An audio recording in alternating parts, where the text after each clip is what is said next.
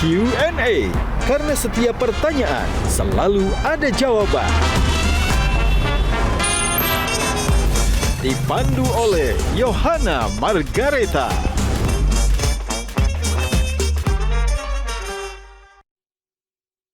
Dipersembahkan oleh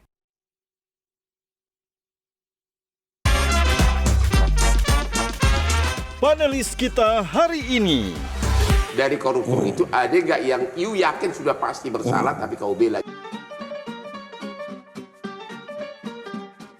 Kasus ijazahnya Pak Jokowi lah. Kan yang menangani anaknya Prof Foto kan. Bagaimana kan Prof ada di kekuasaan. Setiap orang perlu dibela, saya setuju itu. Tapi dalam kasus Jessica Wongso kan juga Bapak memastikan. Hampir 80% nggak ada yang terima bahwa saya itu membela Jessica. Termasuk saya nggak bohong. Seorang pendeta pun WA saya mengatakan, apa-apaan kamu bela orang seperti itu. Sudah berlangsung lama sekarang ini, penghentian penyelidikan banyak terjadi. Jadi orang lapor kepada polisi, belum dinaikkan sidik, dihentikan penyelidikannya.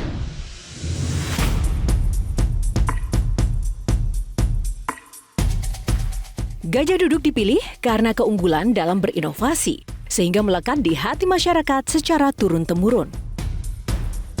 Perkembangan sarung sedemikian pesatnya, hingga sekarang tidak hanya digunakan pria sebagai outfitnya, tapi juga wanita di segala suasana.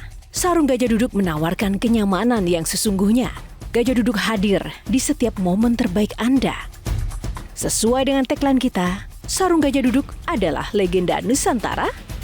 Sarung adalah budaya kita, sarung adalah Indonesia.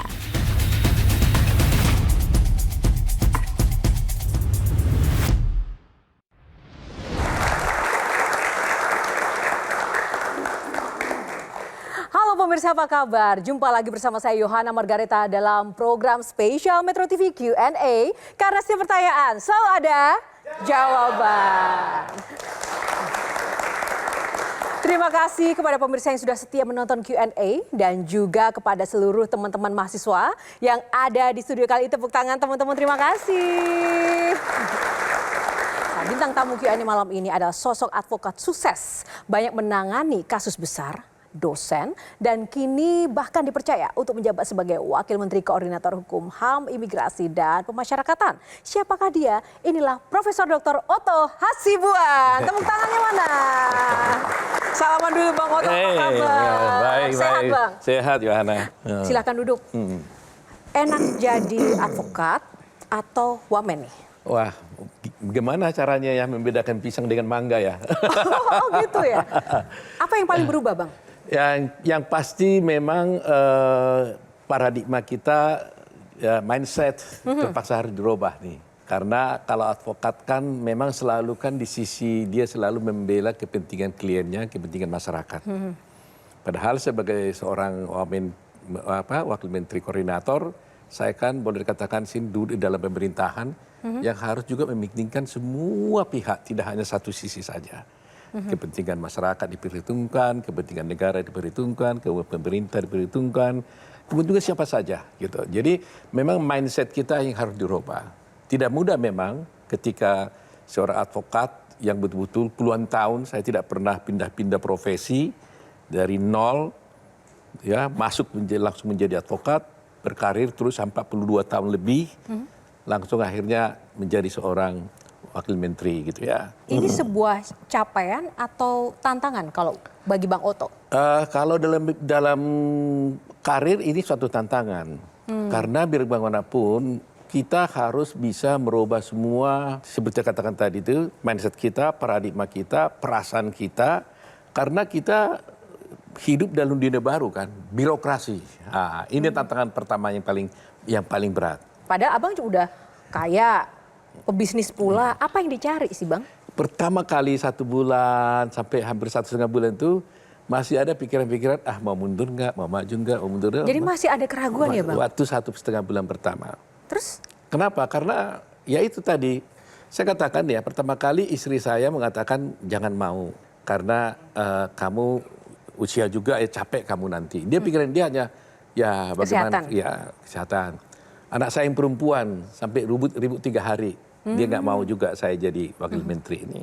Nah, tapi anak saya yang laki-laki dan menantu, mereka support. Dia bilang, kalau papa sofa biar manapun kan ada waktunya juga papa juga di lawyering juga kan harus slow down dong katanya.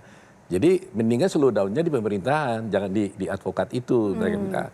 Nah, ketiga terakhir dia bilang, ya kapan lagi papa mau berbakti? Masa uang melulu? Wow. Nah, terus dia langsung nyindir saya. Dulu selalu saya katakan bahwa mencari uang itu ibaratnya meminum air laut. Semakin diminum, semakin haus. Jadi nggak pernah berhenti gitu loh. Nah, ketika dibilang itu, papa kan pernah pepatah seperti itu katanya. Jadi kapan dong katanya. Nah, akhirnya kita nego-nego sampai seminggu itu berbolak-balik. Kemudian akhirnya kita bicara sama istri, ya istri juga akhirnya ngalah, dia bilang ya udah. Apakah ini benar, Bang? Jabatan ini diberikan sebagai balas budi Pak Prabowo yang sudah membantu kemarin waktu di Pilpres. Saya kira mungkin ya hal itu saya kira ditanyakan kepada Pak Prabowo ya, tapi saya tidak merasakan itu. Karena di waktu kita pun mendukung Pak Prabowo bukan sekarang aja.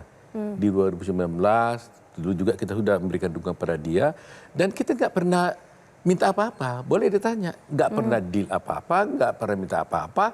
Dari dulu ya udah dukung aja terus begitu. Karena memang kita simpati, senang melihat figurnya Pak Prabowo. Sudah berjalan beberapa bulan, gimana rasanya, Bang? Ketika saya berjalan 1,5 bulan, saya kan punya kantor yang sudah saya rintis 42 tahun lebih.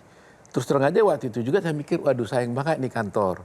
Gak ada yang meneruskan. Kebetulan saya punya anak, ada 2 orang sebenarnya yang jadi lawyer, tapi 1 perempuan dia nggak aktif. Hanya 1, ya Yakub Hasibuan kan. Nah, waktu itu dia pulang dari Amerika, setelah pulang dari Amerika sekolah, suddenly dia bilang pada saya, dia tidak akan mau jadi lawyer, dia mau berbisnis. Saya waktu itu sedikit agak kecewa, tapi saya bilang, ya oke, it's up to you, saya bilang, ya kan. Tapi ketika saya memutuskan menjadi Wamenko, 1 bulan kemudian setelah itu dia bilang, Pak, saya tahu kau mau berbakti di sana. Saya akan mau tampil jadi lawyer lagi, saya ambil kali kantor. Yakub Hasibuan. Iya, jadi akhirnya dia yang meneruskan kantor saya. Apalagi sekarang Bang Yakub ya, ini menjadi kuasa hukum kasus ijazah Pak Jokowi. Ya, itu betul. ada peran Bang Oto nggak di situ? Enggak, sama sekali karena dia sekarang kantor sudah diambil alih sama dia total. Saya nggak pernah ngurusin itu kantor lagi. Nggak berkonsultasi atau memberikan nasihat. Ini kan yang ditangani mantan presiden loh. Kasus Ya, besar, artinya Bang. dia yang dia kan main leadernya di sana. Ya, tentunya karena kasus ini dulu sebelum dia tangani, artinya sebelum dia yang ambil alih jadi leader di dalam perkara itu, saya kan dulu yang megang perkara itu Pak Jokowi. Ya. Kira-kira 2 tahun yang lalu, pada waktu itu Pak Jokowi masih presiden, ya kan? Nah, waktu itu saya tangani, Yakub ada di situ, tapi dia masih belum aktif karena dia nggak mau jadi lawyer sebenarnya. Tapi dia sekali-sekali dia ikutlah sidang apa sekali-sekali ikut. Nah, setelah saya jadi wakil menteri, oleh undang-undang advokat dinyatakan saya tidak boleh menjalankan profesi saya selama saya menjadi pejabat negara. Okay. Jadi waktu saya dilantik, langsung saya ajukan permohonan cuti kepada beradik. Jadi itu sebabnya mungkin banyak sekali waktu itu kasus-kasus saya tangani di tengah jalan, termasuk Jessica, ada macam-macam lah ya, termasuk kasusnya Vina. Tiba-tiba banyak masyarakat, netizen terutama mengkomplain, wah Pak Oto ini setelah jadi menteri nggak mau ngurusin lagi gitu kan. Sebenarnya saya bukan tidak mau ngurusin, tapi memang undang-undang mengharuskan saya tidak boleh lagi berpraktek. Ini semangatnya luar biasa ya Bang Oto, tapi nanti kita juga ingin lebih lagi menggali bagaimana sih seorang Oto Hasibuan dengan nama besarnya ini. Nah, saya punya sesuatu yang spesial karena saya saat ini tidak sendiri, Bang Oto. Ada rekan-rekan panelis luar biasa yang juga akan menjadi perpanjangan tangan masyarakat untuk menanyakan banyak hal, keresahan. Langsung saja kita undang Bang Hendri Satrio, Kak Olga Lydia, dan Bang Hotman Paris. Silakan, langsung masuk, jangan lama-lama. Aduh. Suhu semua nih yang datang nih. Halo, Mas Olga. Menarik sekali malam ini Bang Hensat, Kak Olga. Ada Oto Hasibuan dan ada Hotman Paris. sahabatan nggak sih Bang Otto dan Bang Hotman di real life-nya sebenarnya? Tahun 82 kami tiba di Jakarta, sudah sarjana hukum, sama-sama gelandangan masukkan surat lamaran. Oh gitu ya? Ya. Dan kebetulan juga kami sama-sama diterima di kantor Adnan Buyung, kantor pengacara Oke. paling top saat itu. Dia di bagian perkara litigasi, saya di bagian international finance corporate. Sudah 40 tahun sekarang, masih muda kami tetap, ya. Bang Hotman, sama-sama dari tahun 82. Kalau lihat sekarang lebih sukses Bang Hotman atau Bang Otto menurut Bang Hotman? Jadi di komen di Instagram gua disebutkan inilah dua putra Batak yang paling sukses katanya. Widih. Sesudah 40 tahun berlalu, dia menjadi dapat jabatan penguasa, ya kan? Saya tetap dalam bidang saya seperti burung terbang, never stop flying gitu loh. Nah, kebebasan. Jadi dua prinsip yang berbeda, tapi dua-duanya sudah top of the top suksesnya. Saya mesti klarifikasi juga dong. Langsung kita, bener nggak memang benar-benar ngelamar bareng? Karena ngelamar kerjaan bareng ini jadi penting nih. Mungkin Gen Z ya beranggapan bahwa kerjaan itu datang sendiri ke dia. Gitu. Nah ini perlu dikasih tahu nih bahwa dua sosok putra Batak terbaik di dunia ini juga pernah melamar pekerjaan. Benar, kita bersama di kantor Buyung, ya. Melamar pekerjaan. Melamar pekerjaan. Dan saya ingat Bawa-bawa. ratusan, Kita saya kira dites, ratusan. banyak sekali yang dites, mungkin nggak tahu ratusan atau gimana, banyak sekali, Pak lebih tahu. Itu bos dulu itu waktu itu. Selama ini suka kali bangsa Indonesia ini menghukum orang tanpa ada manfaat, saya lihat.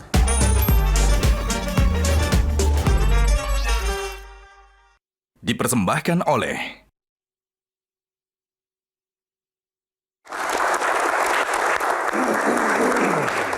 Ya kembali di Q&A karena setiap pertanyaan selalu ada Jawaban. Masih bersama Bang Otto Hasibuan. Aduh tadi sudah seru sekali ya. Bang Otto sama Bang Hotman, saya jujur aja nih ya Bang, sebagai jurnalis penasaran nih. Saingan nggak sih kalau di lapangan rebutan kasus, rebutan klien gitu pernah sama Bang Hotman? Rasanya enggak ya. Nggak pernah? Nggak pernah. Karena kita Pernah berantem nggak? Karena kita gini ya, kita nggak pernah berupaya mendapatkan klien dengan merebut klien dari orang lain. Kami terlalu laku berdua. Ya, ya, ya. Kasus banyak ya Bang? Terlalu Kasus laku. banyak tuh. Betul, Memang betul. iya. Oh gitu. Ya itu Terus? faktanya seperti Pak Iya. Hotman. Cuma saya nggak berani ngomong gitu kalau Hotman. Ya, dia udah itu aja bedanya. Udah beda lagi. Itu aja bedanya. Nah, itu saya penasaran siapa yang resign duluan tadi karena kan setelah itu tahapan kehidupannya berbeda dari karyawan menjadi sosok pengusaha pengacara lah ya. Dia buka kantor, Iya. aku masih masuk ke kantor internasional, pindah lagi. Iya. saya. Jadi ada abang di sana. duluan resign, mengundurkan diri buka kantor sendiri. Ya, saya tahun 85, tahun 82 masuk, 85 akhir saya keluar, langsung buka kantor sendiri di sana. Iya. Nah, Hotman Masuk Makarim. Mono Makarim, ya kan dia menggeluti bidang internasional di kantornya di Subnitmas kalau waktu Ya, itu ya. Agustus 83. 83. Cetak anak buah. Setahun cuma. Ya. Saya puluhan tahun jadi anak buah orang bule. Betul. Dari Buyung saya pindah ke kantor internasional Makarim Tahira. Jadi kacungnya bule saya bertahun-tahun. Itu kenapa namanya pakai Paris itu? Oh bukan.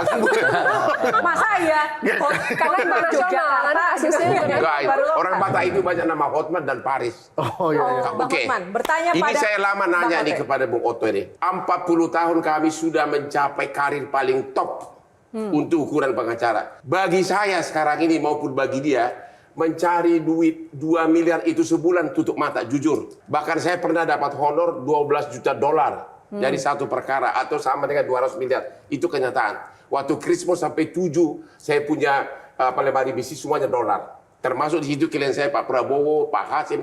Pertanyaan saya begini bos, kita ini kan sama-sama sukses. Dapat 2 miliar itu gampang. Kemarin saya hampir jantungan waktu Pak Wakil Menteri Tenaga Kerja mengatakan bahwa gaji dia sebagai wamen cuma 11 juta, plus tunjangan 35 juta. Berarti gajinya nggak jauh-jauh beda dengan gajimu sekarang. Ya, lebih kurang. Pertanyaannya, kenapa kau korbankan duit 2M atau 5M bahkan sebulan hanya demi jabatan ini? Apakah karena memang hanya demi kehormatan atau apa? Agar dikawal motor begitu kan? Ada Nah, gimana itu? Memang ini kadang-kadang semua orang bertanya. Itu tadi saya katakan pertama kali. masuk di sini kalau hitungan duniawi seperti itu, kalkulasi ekonomi, bisnis, itu semua loose. Lus ya? Loose semua. Uang loose. Ya seperti tadi kau bilang tuh, bagaimana pendapatan kita sebagai lawyer kan gitu. Soal kebebasan ya loose juga. Kita Pernah dapatkan puluhan miliar di satu kasus?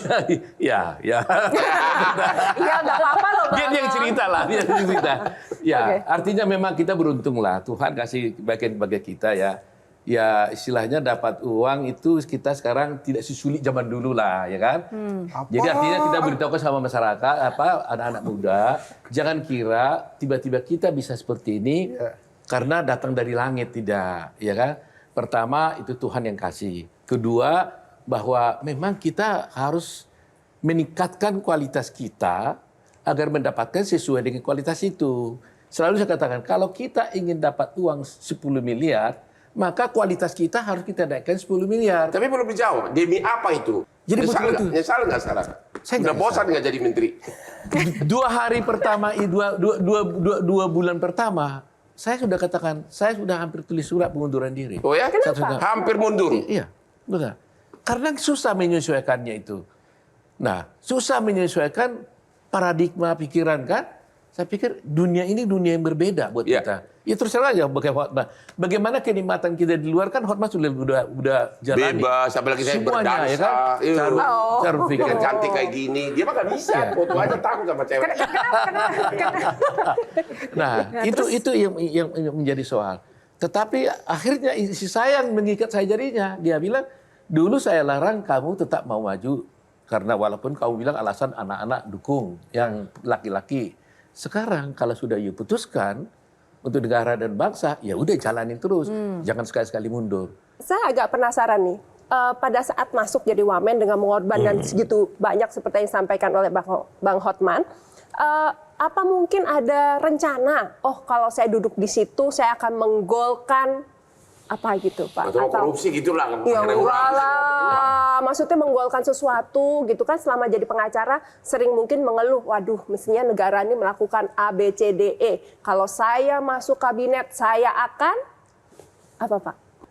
Nggak ada pikiran yang konkret seperti menggolkan ini ya. Karena waktu saya ditawarkan kan jelas adalah wakil menteri koordinator. Ya. Jabatan wakil koordinator saya sudah tahu apa itu tugasnya. Ini kan pengambilan kebijakan-kebijakan. Kita tidak melaksanakan pekerjaan menteri secara teknis. Itu persoalannya. Tetapi waktu itu memang terinspirasi juga dari Pak Prabowo. Pak Prabowo udah tahu bagaimana hubungan kita dengan Pak Prabowo ya. Jadi memang Pak Prabowo ini saya melihat setiap kita bertemu waktu itu di zaman mulai dari 2009 di rumahnya dan sebagainya.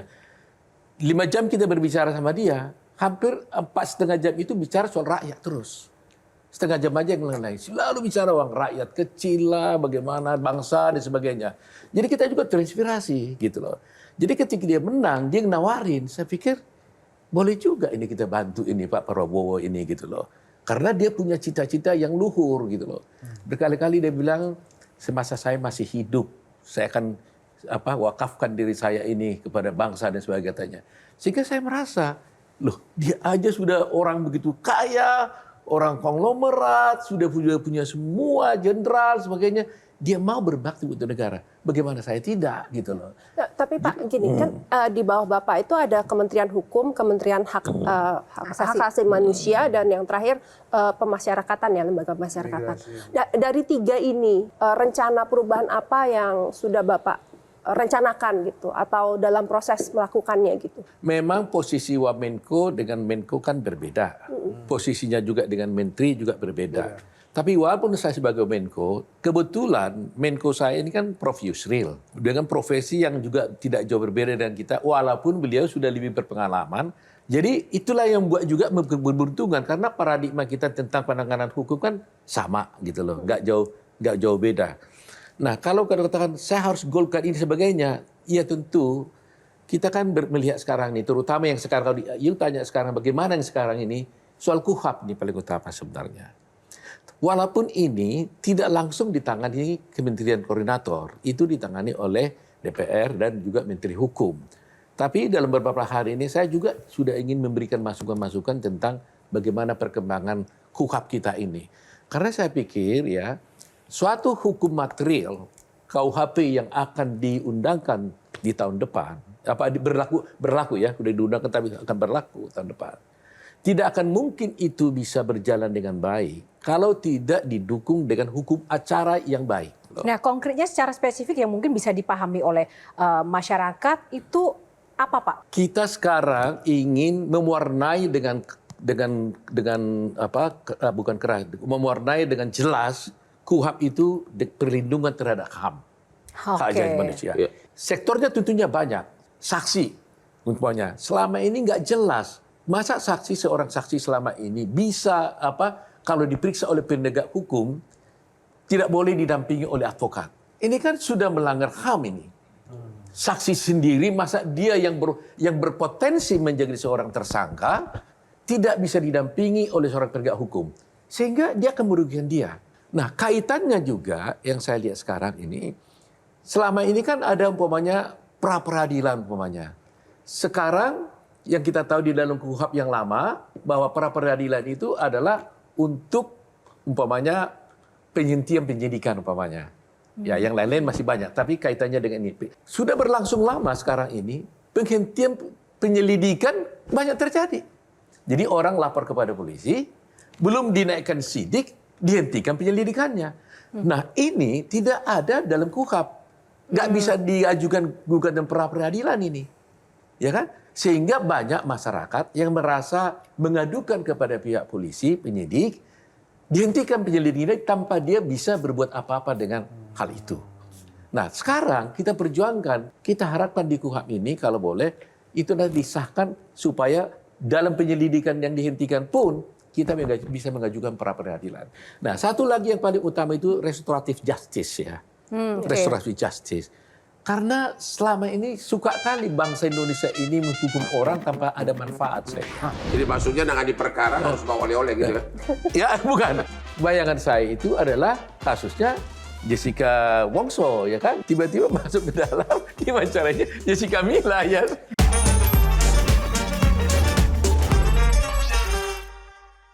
Dipersembahkan oleh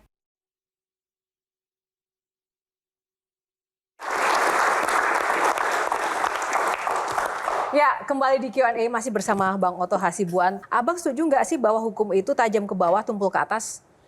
Ya, sebagai advokat prinsip itu, sekarang, Wamen? Ya, prinsip itu tentu kita tidak mau dong. Harus tajam kemana-mana dong mestinya kan. Sekarang keadaan kita gimana? Ya, kalau saya melihat sih sebenarnya ini banyak perubahan mestinya saya lihat. Ya, kalau saya lihat dari pertemuan-pertemuan kita dengan pihak-pihak penegak hukum lain, niat mereka sudah banyak sekali untuk berubah. Tinggal sekarang ini menurut saya yang menjadi soal adalah legal culture-nya kita. Budaya hukum kita ini yang sulit berubah. Ya. Konkretnya budaya hukumnya seperti apa, Bang? Ya, kalau bicara konkret dengan pendek saya katakan bahwa kita sudah terbiasa punya praktek-praktek mulai dari kecil pun, umpama saya katakannya, kalau saya dulu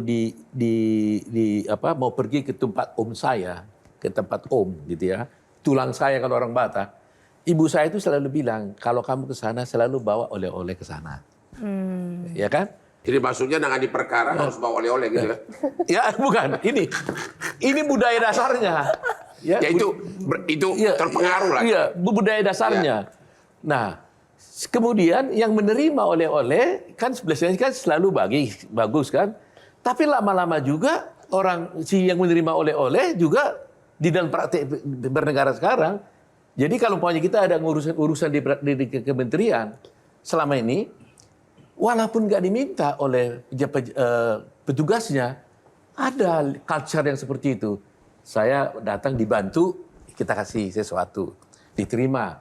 Lama-lama orang ini juga kalau ada orang datang minta tolong nggak dikasih, jadi nuntut juga. Nah ini legal culture yang paling dasar.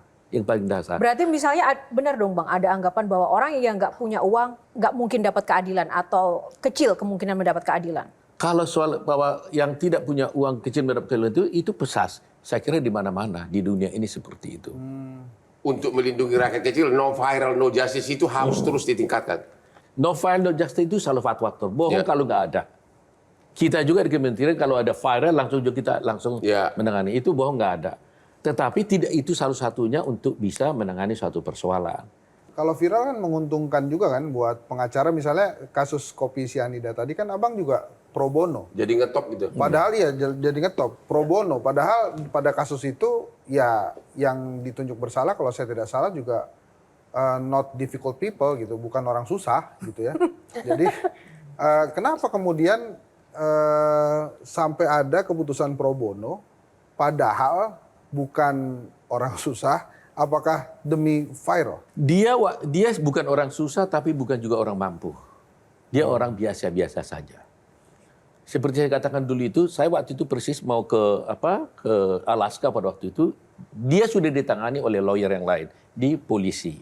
Satu saat di tengah jalan, ketika dia mau dibawa ke pengadilan, datang orang pada saya, seorang lawyer, membisikkan pada saya, katakan bahwa Bang Otto ada kasus-kasus begini-begini.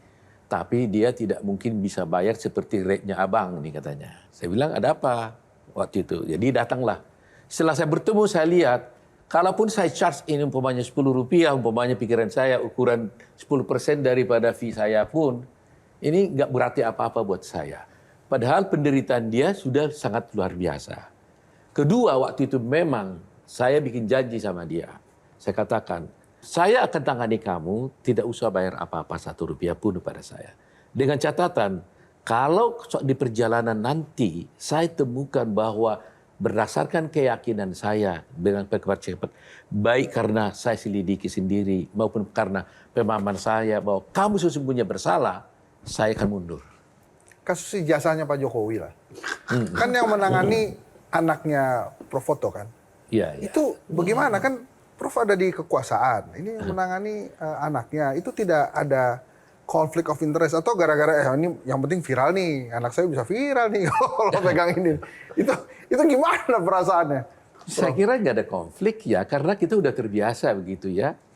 Tahun 2023 waktu, kalau saya tidak salah, Pak Jokowi kan masih presiden. Ya. Saya diminta menjadi pengacaranya Pak Jokowi bersama tim yang lain, termasuk Yakub juga di dalamnya. Ya. Saya tangani sampai akhirnya saya diangkat menjadi pejabat. Ya.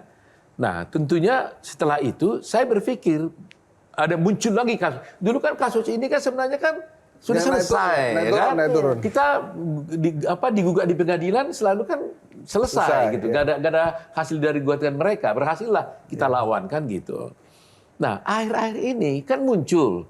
Nah waktu itu ya kita bilang kepada Pak Jokowi silahkan pilih. Ya. Saya pilih, teruskan aja. Oh jadi itu pilihan Pak Jokowi bukan tawaran dari Abang? Nggak bisa dong, kita nggak boleh menawarkan diri kan. Oke. Kita harus buka box dulu, karena ini adalah syarat utama untuk di Q&A Bang. Kita pilih box nomor berapa, ada di belakang saya 9 box. Kita tampilkan dulu teman-teman. Oke, box gajah duduk nih. Ada nomor 1 sampai dengan 9, di dalamnya ada pertanyaan. Silakan Bang, pilih box nomor berapa? Nomor 2. Nomor 2, kita buka box nomor 2. Panggung keadilan. Oke, semangat dulu dong, semangatnya mana? Nah, pertanyaan box nomor 2 ini Bang Otto. Di balik panggung keadilan tema kita, pengalaman yang tak terlupakan dan paling membuat seorang Otto Hasibuan tercengang itu adalah saat kasus apa? Jessica itu betul-betul memang satu kasus yang mencengangkan saya. Ya. Walaupun ada satu kasus yang sebelumnya juga hampir sama sebelum dengan itu, tapi tidak dipublish karena belum ada pada waktu itu live TV. Itu Johnny Sembiring. Ya, Johnny Sembiring itu adalah seorang gangster besar waktu itu dikenal. Dia dituntut karena dituduh membunuh Letkol Stephen Adam. Jadi militer pada waktu itu. Tapi kasus Jessica itu betul-betul saya mencengangkan karena ya biar bagaimanapun saya harus mengatakan sampai sekarang harus berani saya mengatakan bahwa saya tidak yakini dia bersalah. Tapi dia dihukum. Oke. Dan itu saya anggap sebagai hutang profesi. Hutang profesi. Hutang profesi itu. Box kedua, nomor berapa pilihannya Bang? Nomor 7 lah. Oke, nomor 7 ya. Kita buka box nomor 7. Salah sangka. Nah, pertanyaannya Bang Oto, setelah Jessica Wongso tadi yang disebutkan, yang paling berkesan kasusnya, akhirnya punya mantu Jessica Mila.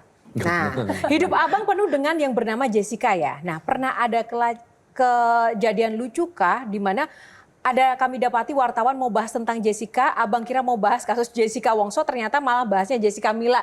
Nah, itu gimana ceritanya Bang? Iya. Waktu itu saya diundang suatu wawancara media televisi, saya nggak sebut lah ya. Bayangan saya itu adalah kasusnya Jessica Wongso, ya kan? Karena itu yang viral waktu itu. Tiba-tiba masuk ke dalam, wawancaranya Jessica Mila, ya. Ya saya kan bingung juga kan gitu. Kenapa bisa terjadi begitu? Kenapa? Saya juga nggak bisa. Ditanya apa memangnya Bang waktu itu? Nah, dia akhirnya biasalah, karena namanya ya televisi kan paling bisa tanya semua bagaimana hubungannya dengan mantu Jessica Mila gitu ya. Saya ditanyai bagaimana perkenalan dengan Yakob, ya saya bilang saya nggak tahu. Yakob yang harus ditanya, gitu kan. Apakah baik hubungannya dengan Mila dan sebagainya itu. Itu memang satu hal yang lucu itu. Ini menarik Bang Hotman, kan teman lama juga ya, tahu seluk-beluk dan keluarga juga Bang Oto juga tahu. Ada nggak sih hal yang tidak diketahui publik yang Bang Hotman tahu tentang sosok profil Oto Hasibuan? Pusing gua. Dia pejabat, gua nggak bisa ngomong. Itu masalahnya. Ya kita waktu awal-awal saling tahu lah tahun 82. Ke daerah mana kita pergi aku tahu, tapi nggak boleh ngomong. Ada satu hal, saya pernah kasus heboh banget. Di mana seorang artis terkenal. Mulanya biasa saja. Tahu kan? Laporin saya ke polisi. Ya. Waktu itu ada drama perasaan lah waktu itu ya. Saya lagi merenung karena tiap hari di media di mana-mana, bahkan istri saya notaris, dikerubunin oleh wartawan. Di tengah malam, menjelang jam 10 malam, kan rumah saya sama dia dekat. Tiba-tiba saya lihat ada cowok pakai jas datang. Ting, ting, ting. Hah? Ini ngapain nih orang datang? Tahu-tahu datang, Oto ke rumah saya lagi duduk di depan. Hanya membisikkan. Saya waktu itu kan gangster bener, rambut panjang, pistol saya 2. Pistol 2. Satu di sini, satu di sini. Ya, Banyak duit apa banyak musuh? Gitu? banyak musuh, banyak duit. Karena waktu itu perkara Krismus semua hampir perkara gini saya pegang. Saya udah bilang 25 tahun Prabowo klien saya. Oke. Ya. Terus tiba-tiba dia bilang, karena dia tahu satu pistol saya ini nggak ada suratnya. Jadi daripada nanti makin heboh, ada bahaya, udah amankan pistolmu katanya kan. Akhirnya pistol saya yang ada suratnya, saya kembalikan ke Polda. Yang gelap gua buang ke sungai di Kelapa Gading. Padahal itu harganya puluhan juta. Ini ngapain orang datang gitu loh. Tahu-tahu ada keluarga saya juga datang ke dia. Bujuk dulu Hotman itu agar jangan sampai ada masalah baru lagi. Gitu. Dari koruptor itu ada gak yang you yakin sudah pasti bersalah tapi kau bela gitu nanya. Nah, ya kan ada Bang Hotman, makanya harus ditambahkan.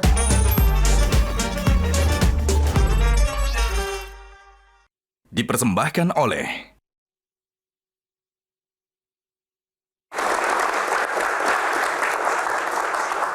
Ya, kembali di Q&A masih bersama Bang Oto Hasibuan. Bang Oto, pertanyaan mendasar nih. Kenapa mau membela koruptor, Bang? Nah, ini saya suka nih pertanyaan ini. Karena ini kadang-kadang ini kalau nggak dijelaskan pada masyarakat bisa... Atau lebih ditambah lagi, dari koruptor itu ada nggak yang you yakin sudah pasti bersalah tapi kau bela gitu nanya. Nah, ya kan ada Bang Hotman, makanya harus ditambahkan. Terus sudah yakin bersalah gitu loh. Kita sebenarnya tidak bisa mengatakan kita membela seorang koruptor.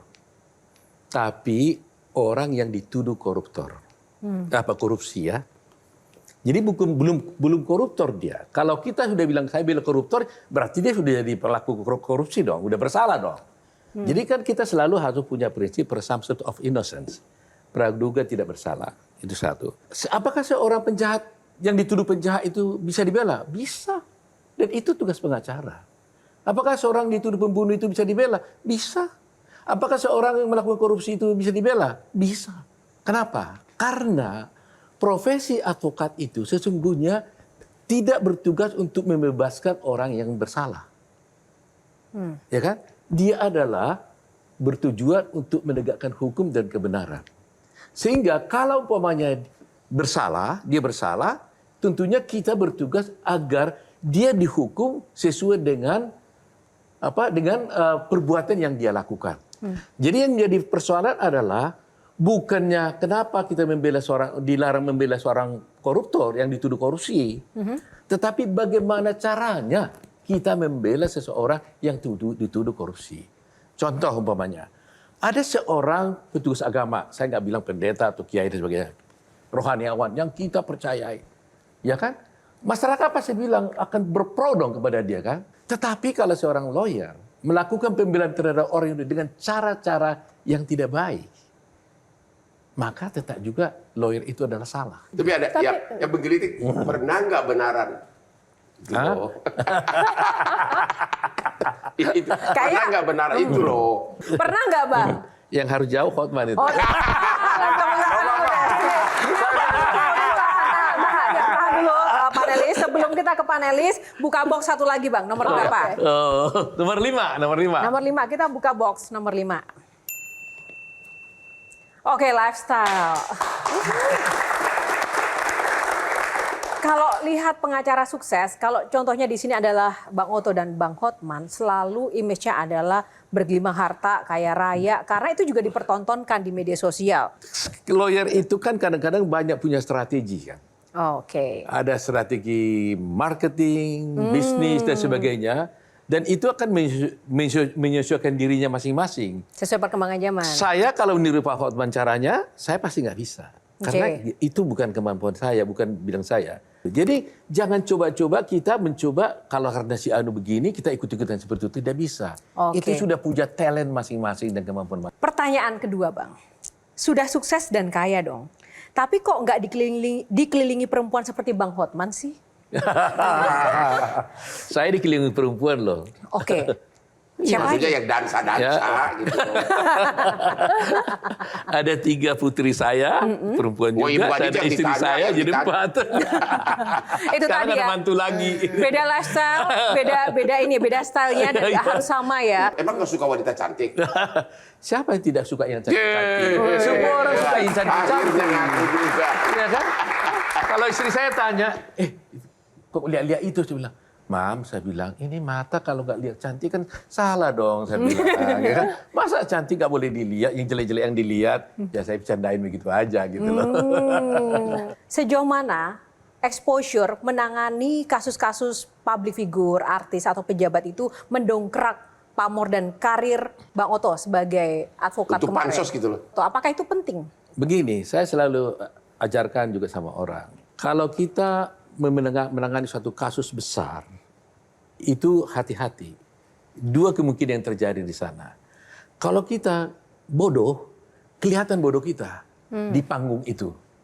Tapi kalau kita pintar, akan kelihatan pintar kita. Jadi tidak berarti kalau kita menangani satu kasus upaya artis atau yang kasus-kasus besar itu langsung berpengaruh positif. Tidak. Tapi ketika kita menangani kasus besar begitu, tapi kelihatannya kita tidak piawi, tidak mantap gitu, klien akan bilang juga enggak benar juga ini orang.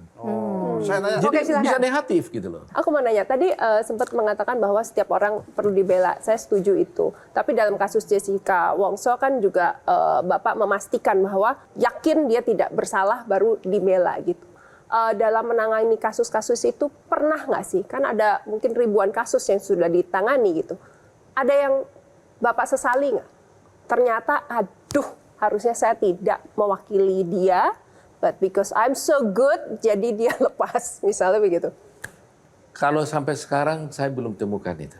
Belum. Ya, tetapi yang betul-betul mau mengaku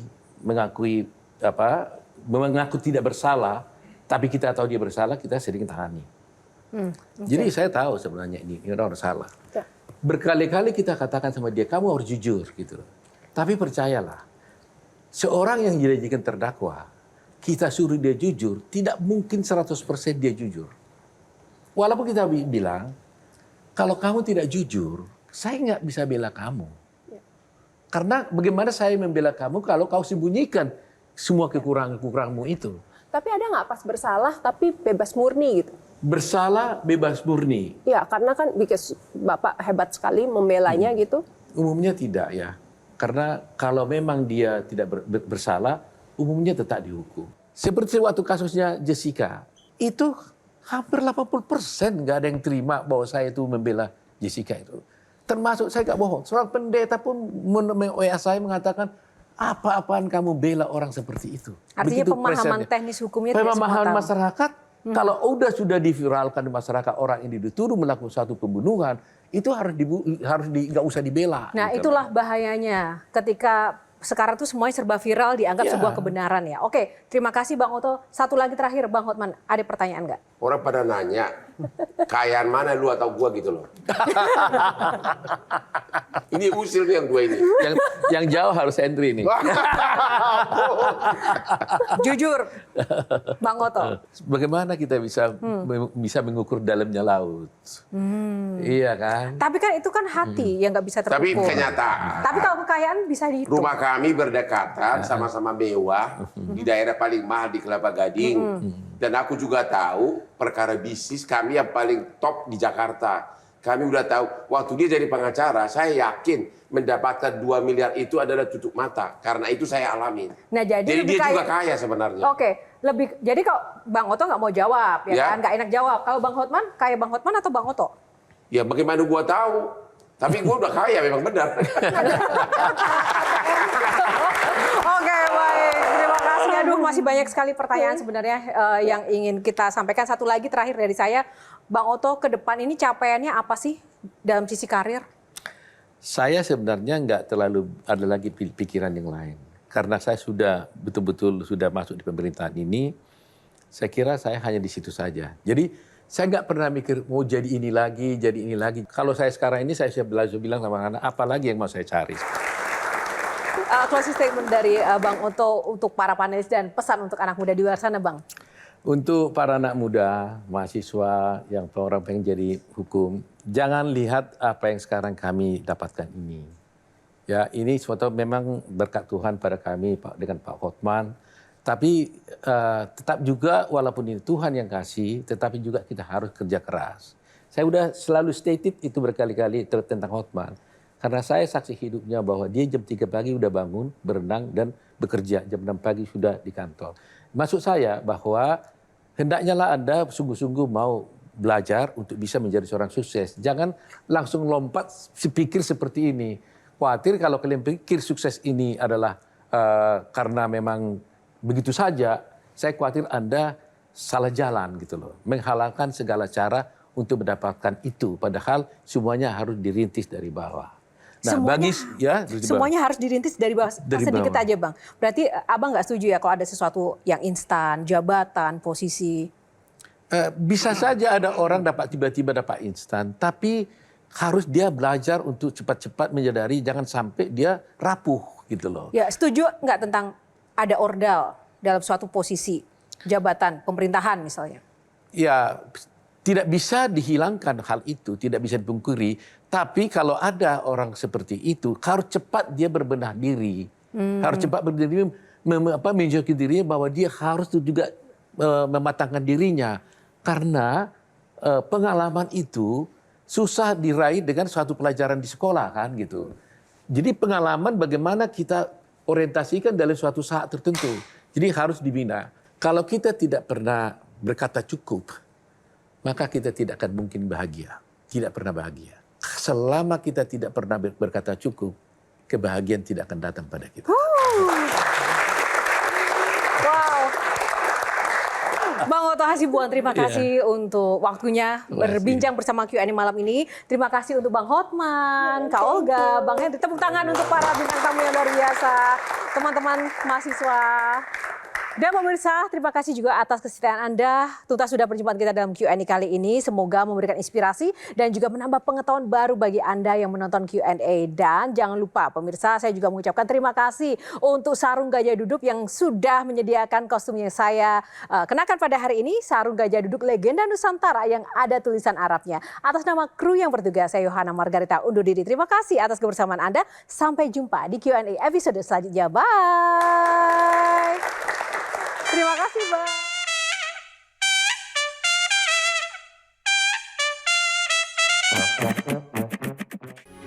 Metro TV.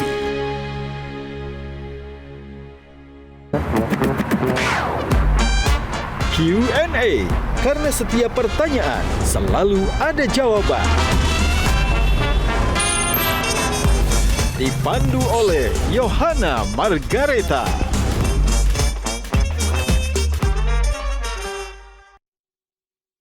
Dipersembahkan oleh